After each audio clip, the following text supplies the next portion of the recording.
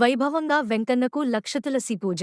స్థానిక కొర్లపాటివారిపాలెంలో వేంచేసియున్న శ్రీభూసమేత వెంకటేశ్వర స్వామివారి 27వ లక్షతులసి పూజ వైభవంగా జరిగింది.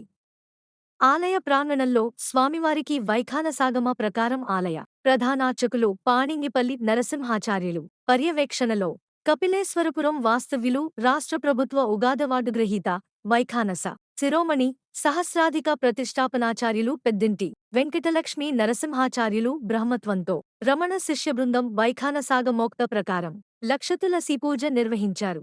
మహిళలు అధిక సంఖ్యలో పాల్గొని పూజలు నిర్వహించారు. విశ్వక్సేన పూజ, పుణ్యహావచనం, పంచామృత కలశారాధన, అర్చన, ధ్రువమూర్తులకు పరిపూర్ణాభిషేకాలు, అలంకార సేవ, బాలభోగ నివేదన, అగ్నిమథనం, అగ్ని ప్రతిష్టాపన, తులసీ పూజ, సుందరకాండ పారాయణ, స్వామివారి శాంతి కళ్యాణం నిర్వహించారు.